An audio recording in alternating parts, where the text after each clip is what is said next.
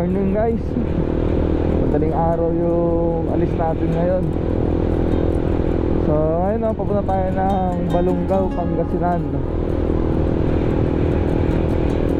Kasi ano daw masarap daw yung patupat nila doon.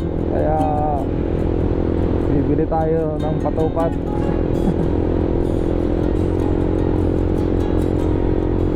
So hindi ko alam kung kita yung daan dito.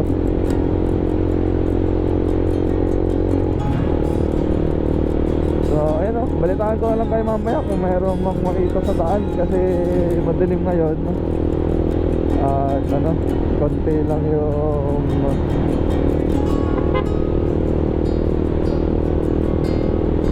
halos wala din makita sa camera.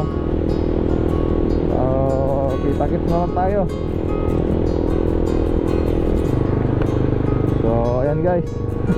Dito na tayo sa may San Carlos. Dami nilang pailaw dito lalo pag Pasko. Ayan o, parang nila, Christmas village.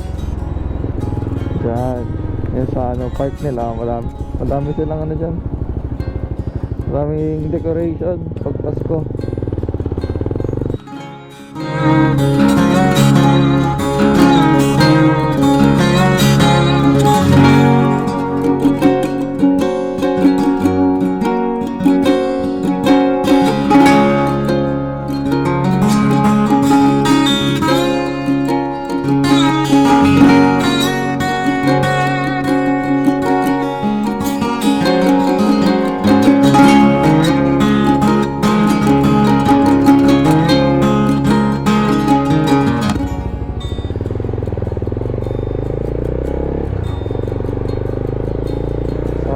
Guys, kakatapos namin mag-almusal. So ngayon maghahanap na lang tayo ng patupat. Kung saan tayo makahanap ng patupat. So ayan na, sabi nung mga taga dito, ito daw, bagong luto daw dito. Ha? Kaso maliliit nga eh. Baka ganyan na.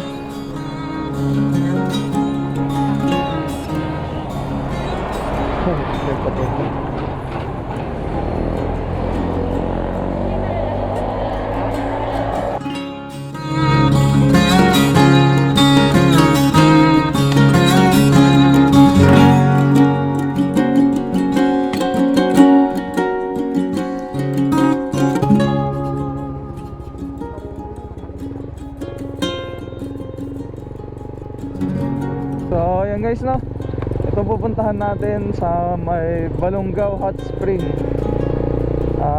Pasyalan din daw to. At ayun na.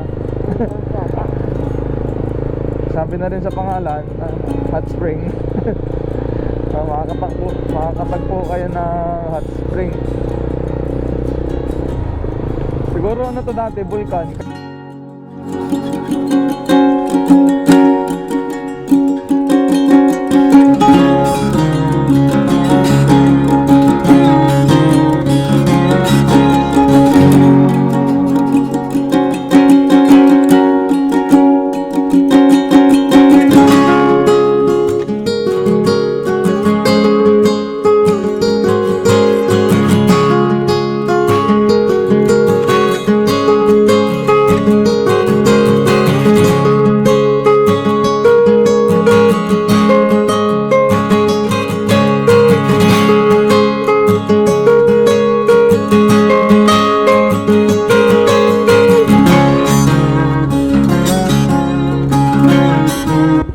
Guys, ito yung Mount Balungaw.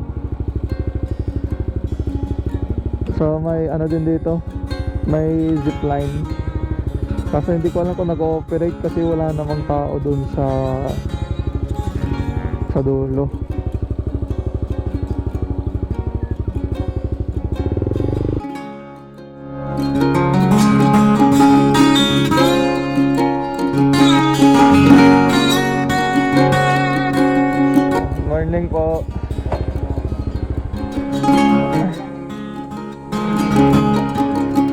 spring daw. Titingnan. Magkano po entrance? Isang tao po. Sa motor po wala na.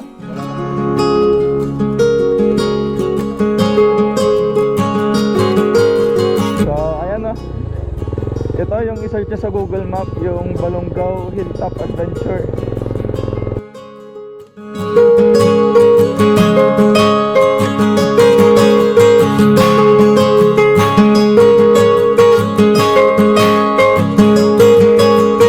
So, ayan guys, yun yung hot spring.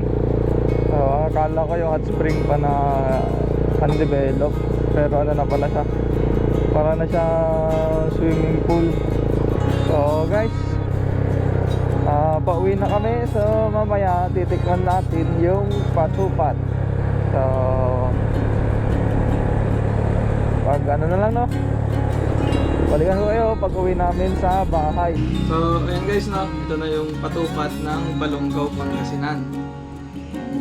Binalatan ko na kanina. So masarap to pag meron kang kape. Tikman na natin. So, itong patupat ng Balongaw, no, sa ano to niluto dun sa tuba ng Silag, kaya hindi siya gaanong katamisan.